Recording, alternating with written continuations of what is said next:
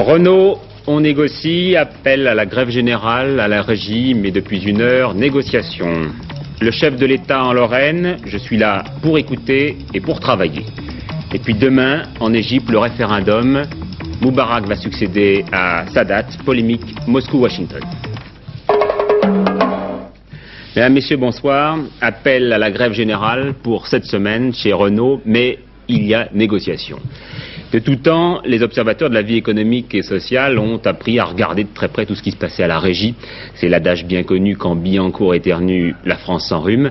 Cela dit, l'arrêt de travail décidé par la CGT, la CFDT, Force ouvrière et la CFTC, et dont les modalités seront connues demain après-midi, ne représente-t-il qu'un bouton de fièvre ou bien un malaise beaucoup plus sérieux et durable? Difficile de répondre pour le moment. Heure par heure, depuis 6 heures du matin, Martine Gilson a suivi l'évolution du conflit qui semblerait se débloquer depuis un peu plus d'1 heure. En tout cas, on négocie sur place à Billancourt. L'aube ce matin à Renault-Billancourt. Un retour de week-end calme, mais pas comme les autres. Ce matin, à l'appel de la CGT, des lockoutés des OS se sont présentés dans leurs ateliers pour obtenir la levée du lockout et des salaires plus élevés. Autant de revendications qui a mené en fin de matinée l'intersyndicale à durcir le ton, appuyé par le leader des métallos CGT. L'ensemble des syndicats ont décidé d'organiser un nouvel arrêt de travail pour cette semaine sur l'ensemble de l'usine, dont les modalités précises seront fonction des décisions prises lors de la réunion intersyndicale au niveau du groupe qui se tiendra demain à 16 h à Billancourt. L'attitude de la direction générale actuelle et de son PDG tend à vouloir maintenir le cap de l'intransigeance plutôt que de négocier comme nous le demandons depuis le début. Il y a là une contradiction évidente entre la volonté exprimée par le président de la République pour répondre aux problèmes sociaux auxquels nous sommes particulièrement sensibles et les positions qu'adoptent certains dirigeants d'entreprises nationales qui ne sont pas sans rappeler la politique du passé et du CNPF aujourd'hui. Il faut que ça change. En attendant, à Billancourt, la forteresse ouvrière, comme on l'appelle, les ouvriers ont tenu meeting cet après-midi.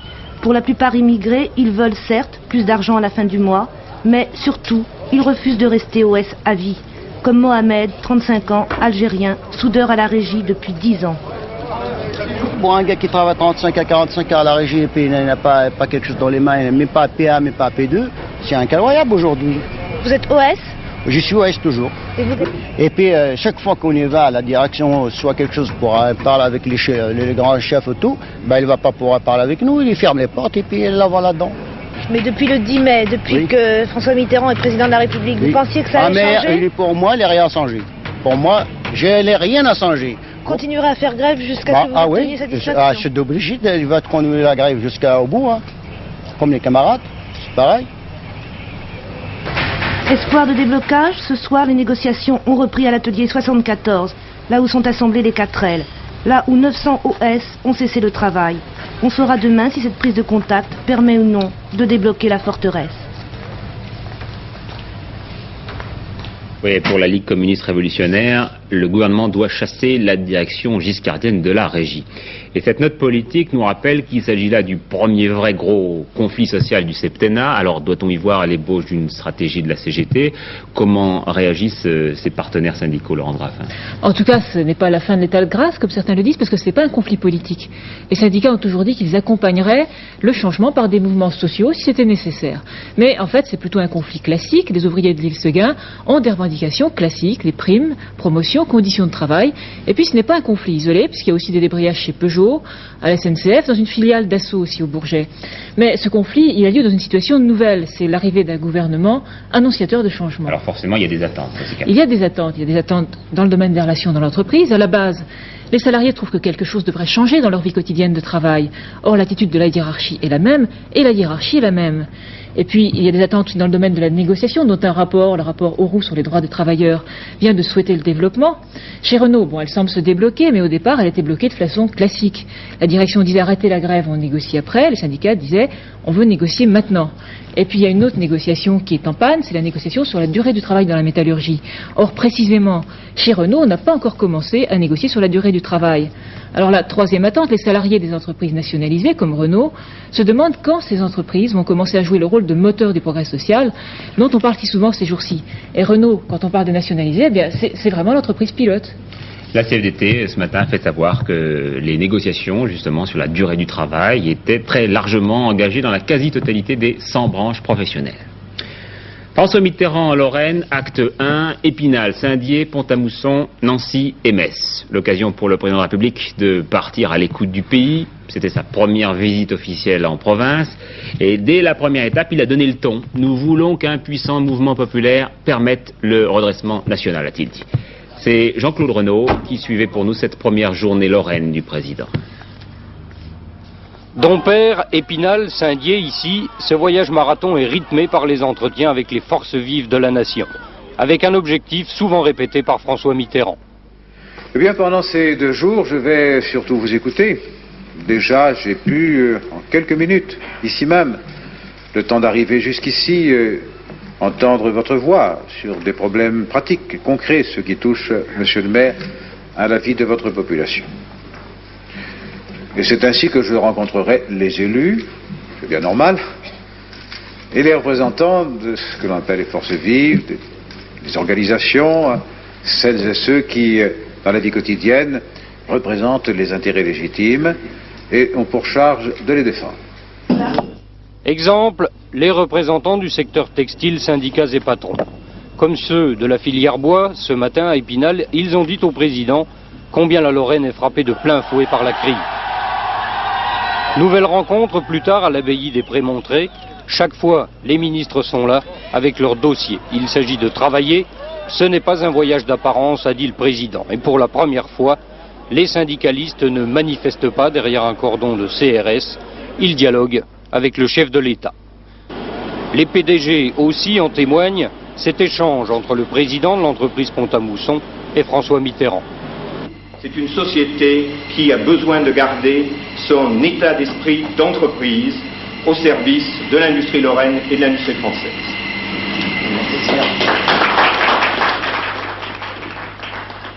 Il n'y a aucune raison qu'elle le perde. Bien sûr. Il y a beaucoup de raisons pour qu'elle accroisse encore. Elle y est prête. Très bien. Dans l'après-midi, François Mitterrand rencontrait les chercheurs de l'université de Nancy-Prabois.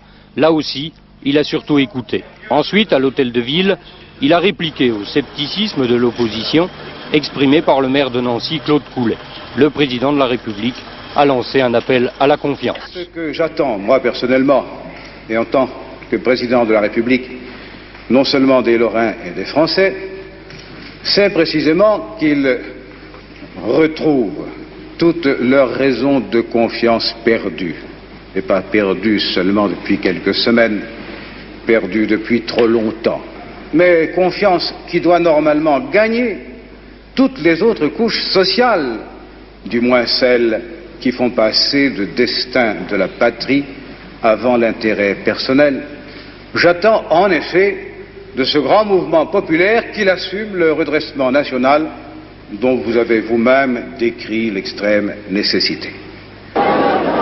François Mitterrand a attendu la fin de la journée pour son premier bain de foule.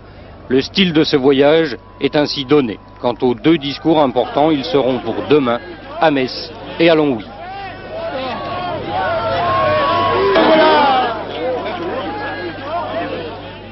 François Mitterrand, nous l'avons vu, a beaucoup parlé des problèmes du textile vosgien au cours d'un entretien avec le patronat et les syndicats de la région. Il a aussi évoqué publiquement le dossier de ce que l'on appelle la filière bois. Le bois qui, paradoxalement, dans un pays de forêt, représente un très gros poste de déficit dans le commerce extérieur du pays. Jean-Louis Calmejane. Avec 14 millions d'hectares de forêt, soit un quart du territoire, la France possède à elle seule 45% des forêts de l'Europe. Cela n'empêche pas le déficit de la balance commerciale du bois d'augmenter d'année en année pour atteindre en 1980 le chiffre record de près de 12 milliards de francs, soit environ 10% de notre facture pétrolière. Ce déficit extérieur est principalement imputable à nos faiblesses industrielles dans 3 secteurs. D'abord, l'ameublement. Le déficit est considérable et ne cesse de s'aggraver. Un déficit d'autant plus grave et paradoxal que la France produit et exporte son bois d'ameublement chez ses voisins européens, qui eux ont de puissantes industries du meuble sans avoir les ressources forestières correspondantes. Ensuite, les industries de la pâte et du papier. Ces industries sont soumises à une concurrence internationale très vive, notamment de la part du Canada. Principal handicap de l'industrie française, la forêt est très morcelée et très hétérogène en France. Enfin, la troisième faiblesse notable est celle des sillages résineux. Dans ce secteur, nos importations ont très fortement augmenté, en raison d'une brusque demande intérieure, surtout dans le domaine du bâtiment et de la construction. Dans l'avenir, on peut réduire le déficit de cette filière bois en diminuant nos importations de bois tropicaux, en renforçant notre industrie du meuble et surtout, la France pourrait devenir exportateur de sillage résineux, mais dans 20 ans seulement, compte tenu de la production actuelle. Autre secteur en difficulté, celui du bâtiment. Vous savez peut-être que les pouvoirs publics viennent de développer récemment quelques 10 milliards de francs de crédit en faveur de la relance du logement. Un ballon d'oxygène qui ne satisfait pourtant pas tout à fait les professionnels. Des zones de lumière, vient de dire tout à l'heure Jacques Danon, le président de la Fédération du bâtiment, mais encore beaucoup d'ombre. Il faut que le gouvernement aille jusqu'au bout et rendre le crédit moins cher pour les propriétaires et les entreprises. Une attitude des entrepreneurs relevée par exemple par Jean Pézieux et son équipe dans le département de la Marne.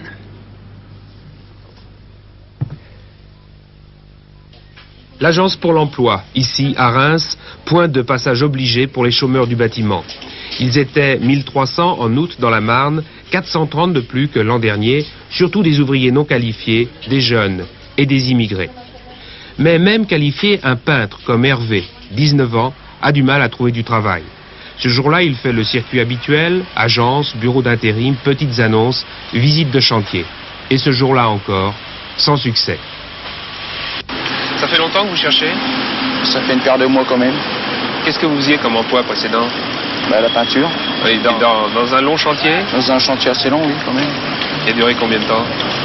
J'ai travaillé 6 mois. C'est dur, quoi. Pour les autres qui sont un peu moins qualifiés, c'est encore un peu plus dur. Qu'est-ce qu'ils vous répondent, là, les entrepreneurs, quand vous allez les voir? Ils me répondent qu'ils n'ont rien ou pas maintenant, quoi.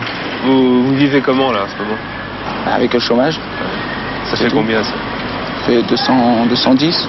210 francs? 210 000. 2100 francs 2100 par mois? francs par mois, voilà.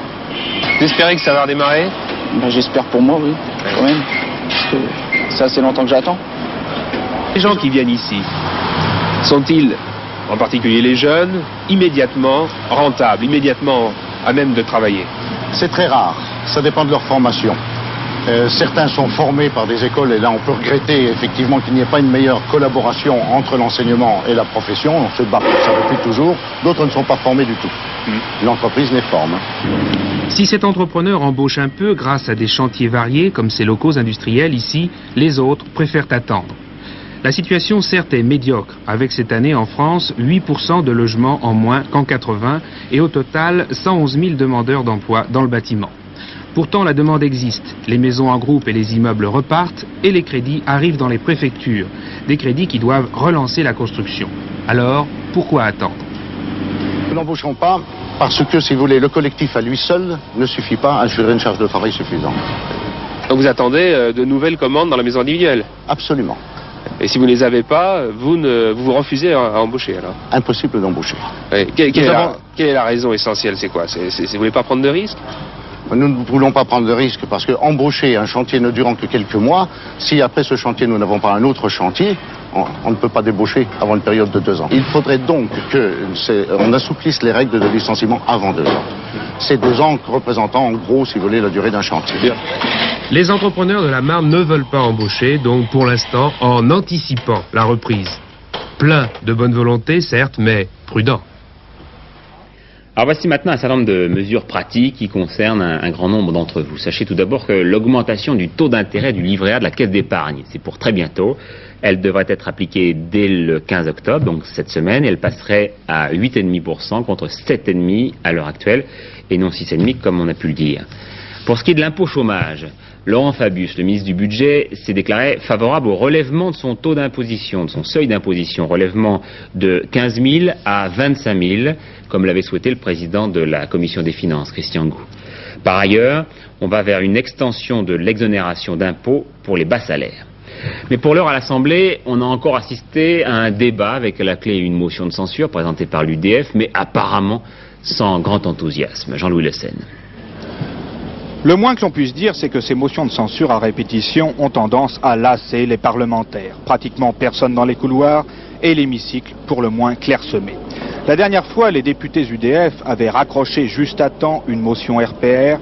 Cette fois-ci, c'est le contraire, et pour un motif ô combien sérieux, puisqu'il s'agit du projet de budget pour 82. Seulement cette fois-ci, c'est l'UDF qui a gagné à la course de l'opposition, mais dans le tumulte.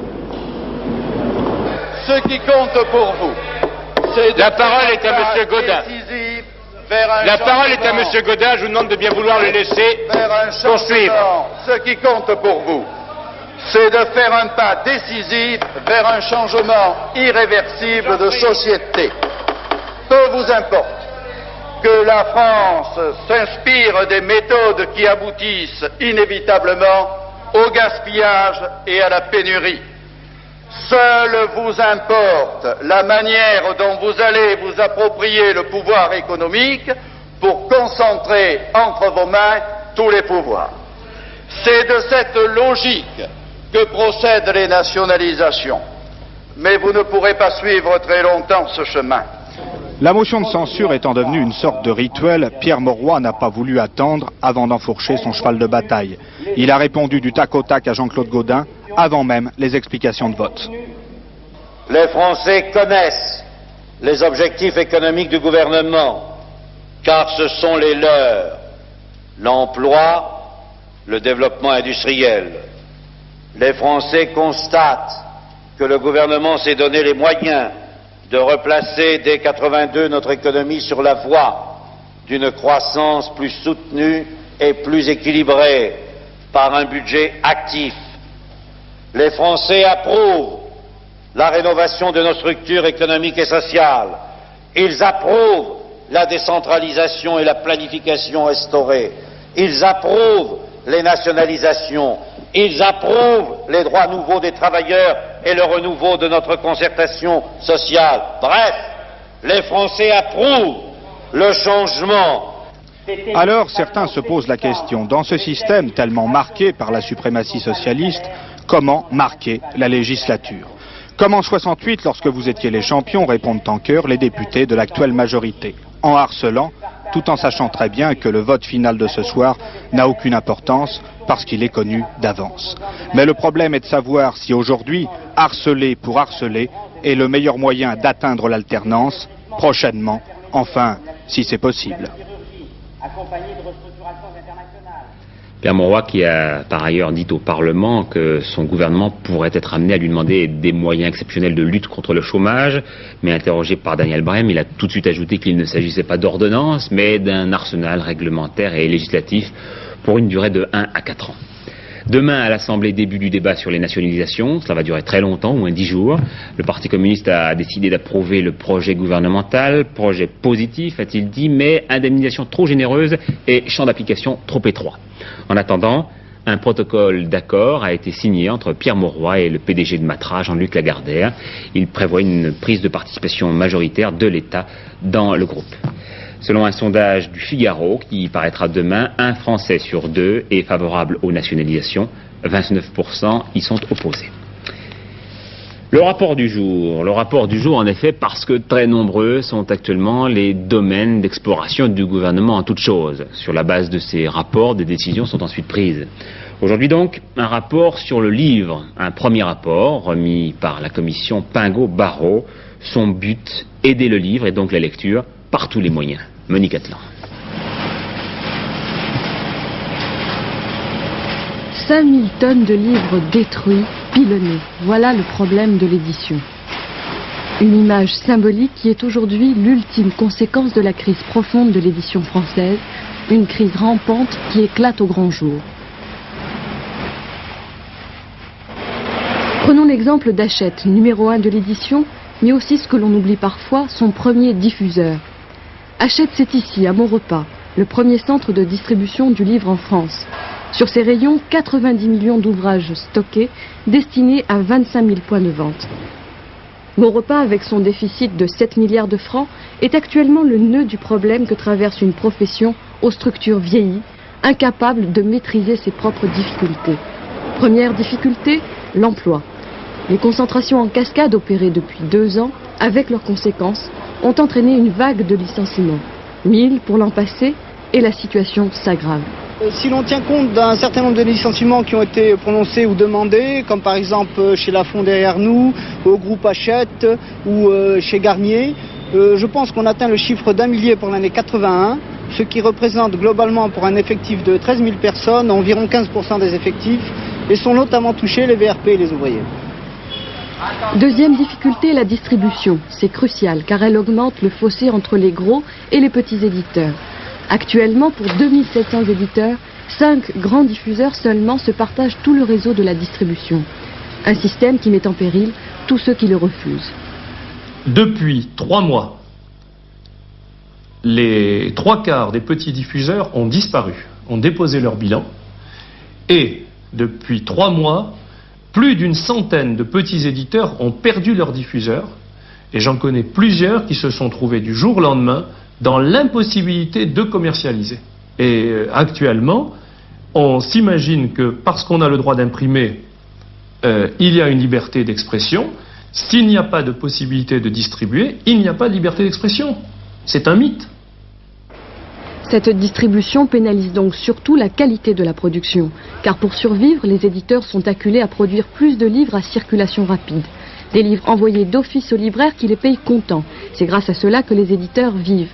Mais si au bout de 3 mois le livre n'est pas vendu, l'éditeur doit rembourser le libraire et se retrouve étouffé par ces livres renvoyés, trop chers à conserver.